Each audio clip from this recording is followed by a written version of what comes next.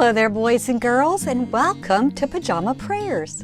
It's so nice to have you with me this evening. Thank you for taking time to join me. We have a great devotional planned for tonight, and I'm really excited about our story because I wrote the story. So it's one of my favorite, of course, and I can't wait to share it with you. But before we do that, we are going to take just a minute or two to play a racer puzzle, just to kick things off. Are you ready? Good luck to you. It's a night at the opera for our animal friends, and the performers are singing before a scenic backdrop of mountains, a castle, and the deep blue sea. They'll be hungry after this energetic performance, maybe hungry for some peanuts. Let's help them find the hidden peanuts, and be sure to count out loud as you find each one. There are 25 hidden peanuts. In this round, you'll have 25 seconds to see the whole picture. Find the hidden peanuts. Ready to go nuts? Begin!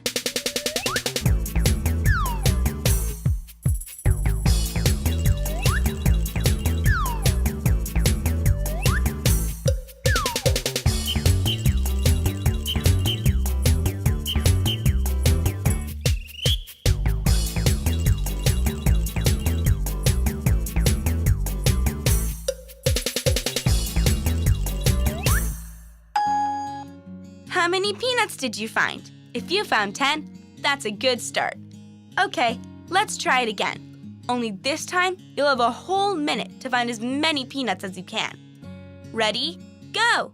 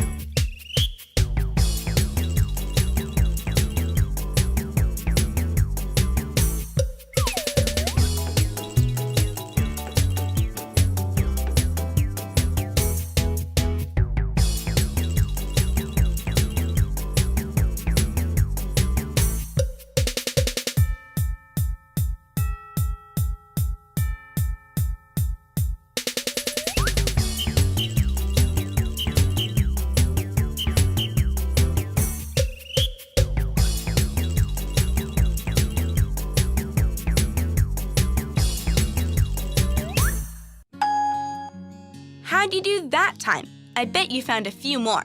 If you found 15, you're a nutty buddy. And if you found 20 or more, you're an official nutcracker. Okay, let's go through the whole picture and see where all 25 of the peanuts are hidden.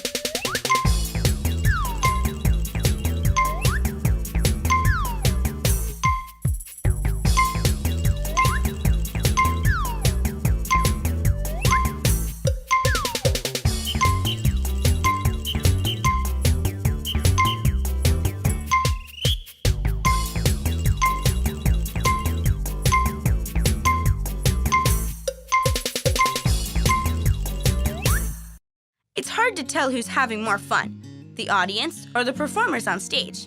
But one thing is certain, the singers don't mind working for peanuts. Well, I hope you did really well finding the objects, and I hope you had a really good time. And now we're going to go to the story. Our story is a little bit longer tonight than it usually is, but I think it's a good story. The name of the story is Smiley's Christmas Eve. And it took me a while to write it, boys and girls, and get it published, but it was a fun process and something new that I learned how to do, and I'm really thrilled to share it with you. I hope you enjoy it. Listen while I read Smiley's Christmas Eve.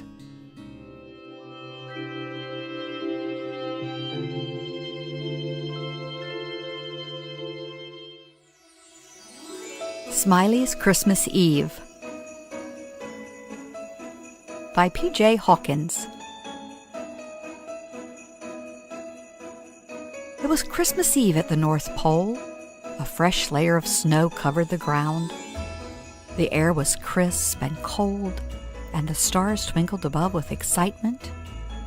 The elves had been hard at work all year making bats and balls, games, dolls, and many other kinds of toys. Now the time had come to get them packed and ready for the big trip with Santa. Smiley sat patiently waiting, holding her breath with the rest of the toys, waiting and wondering if she would be on Santa's list this year. Smiley was a rag doll made from scraps of cloth, stuffed with bits of foam. She didn't look at all like the other dolls. Her hair was made from short, stubby pieces of leftover yarn. The foam stuffing poked out in the most peculiar places and made her appear quite lumpy. Her dress was a patchwork of bits and pieces of multicolored fabric from the scrap box. A beautiful big smile had been carefully stitched on her face. But Smiley was not happy. She felt alone and sad. What if no one wanted a rag doll this year? Doesn't anyone play with rag dolls anymore? Smiley thought to herself. Santa put on his spectacles, leaned back in his rocker, and unrolled a very long wish list. After giving thoughtful consideration to each request, he selected just the right toy for each girl and boy. The workshop was silent. All the toys held their breath, hoping that they would be on Santa's list. For 12 long months, they had dreamed of the Christmas Eve ride from house to house in Santa's bright red sleigh.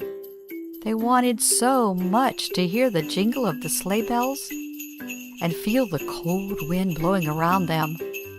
But more than anything, they wanted to see the delight on the faces of the children as they opened their presents on Christmas morning.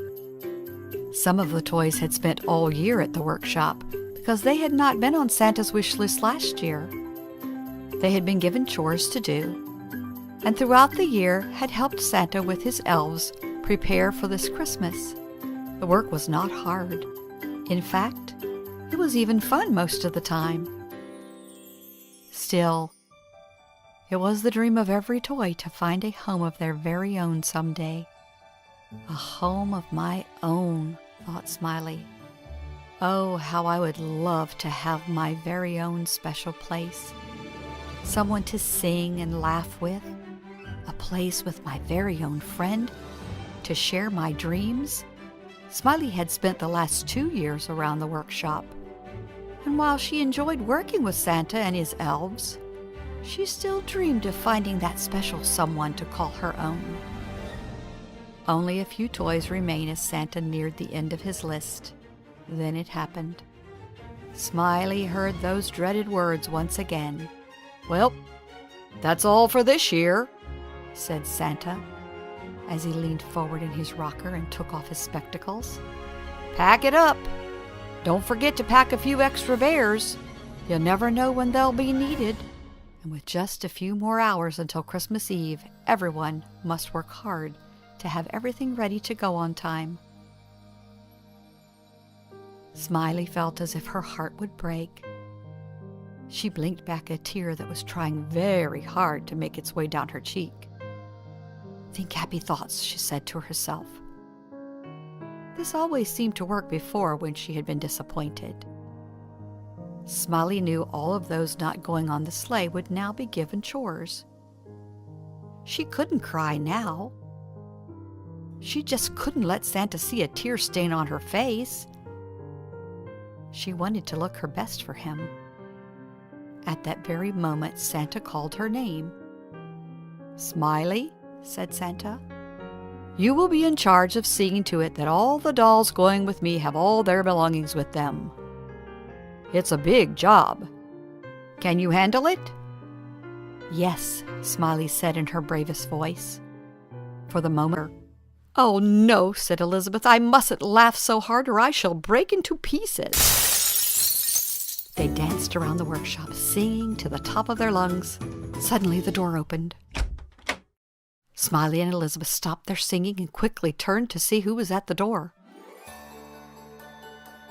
It was Santa. They were having such fun that they had completely forgotten about the time. Night had come, and it was time for Santa to be on his way. Santa had returned to the workshop for his spectacles. As he approached the door, he heard the singing and laughter. "What a jolly good sound! Don't stop on my account," said Santa with a chuckle. He crossed the room and collected his spectacles from the table. "Could I interest you girls in a sleigh ride tonight?" asked Santa. "The trip is long and cold. It would be nice to have some music to keep my spirits high." Smiley and Elizabeth could not believe their ears. This was a dream come true. Of course they wanted to go. They each tried to speak, but no words would come. Instead, they just stood there shaking their heads. "Well, is that a yes?" Santa asked.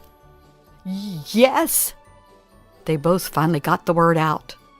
They were so excited they jumped up and down as if they had springs on their feet. "Well, come then, we must hurry," Santa said, as he bundled them in blankets to keep them warm. All night they sat beside Santa. From rooftop to rooftop they sang. Santa even joined in on occasion.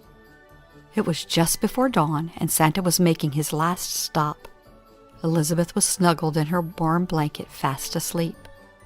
"Well, this is our last stop," said Santa. He glanced over at Elizabeth, soundly sleeping, and chuckled. "It looks like it's just the two of us from here on out. Would you like to go down the chimney with me?" he asked. Smiley's eyes twinkled with excitement. Her smile brightened. "Yes," she replied. Santa tucked her in his pack, and down they went. The landing was a little bumpy, and since Smiley was in Santa's pack, she couldn't see. But as soon as they were inside, Santa opened his pack and lifted her out. Smiley gasped as she looked around at the beautiful house. The tree was so big and was decorated to perfection. On the table beside the tree sat a plate with 2 cookies and a glass of milk. There was an envelope leaning against the glass of milk. In it was a note to Santa. Santa gave Smiley the milk and cookies. Then he carefully opened the envelope and began to read the note. It said, "Dear Santa, I am sorry you didn't get my wish list this year. Mommy forgot to mail it. I know this is short notice, but if you could leave me something tonight, I would be so happy. Love, Zoe." Santa looked in his pack and saw the extra bears that had been packed.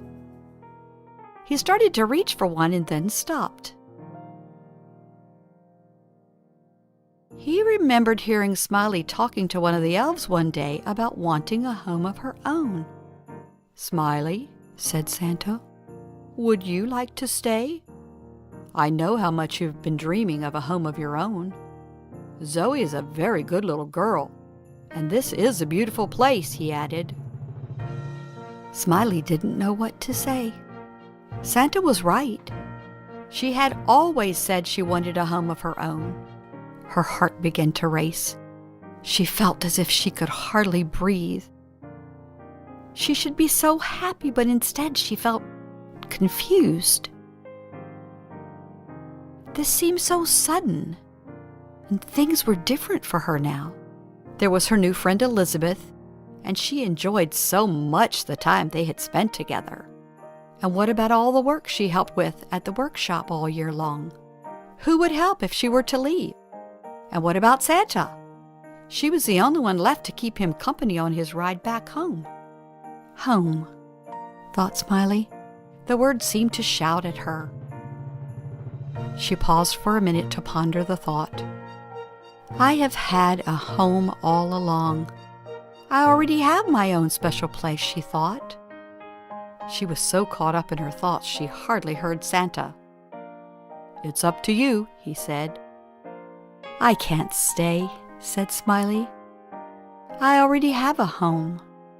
You're absolutely right, said Santa, as he reached into his pack, took out one of the bears and placed it under the tree for Zoe. He bent down and gently scooped Smiley up in his arms. Let's go home, he said.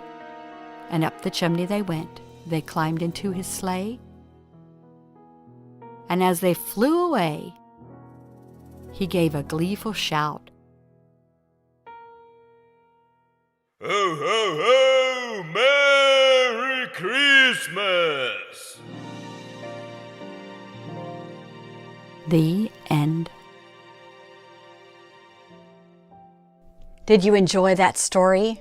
I sure hope so. I had fun writing it. You know, boys and girls, a lot of times we find ourselves in the same situation as Smiley. We're just not content with what we have. We think something's out there that's better and we just want it. But as Smiley found out, if she had just been patient, if she had just opened her eyes to see, she really was exactly where she wanted to be. She was just a little confused about it because she felt like she had this idea that being somewhere else was going to be better, or doing something different would be better. The best place for us to be, boys and girls, is right where God puts us.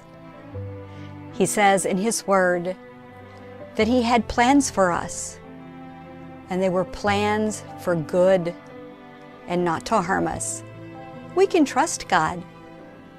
To follow His plan is the best thing you can ever do in your whole life.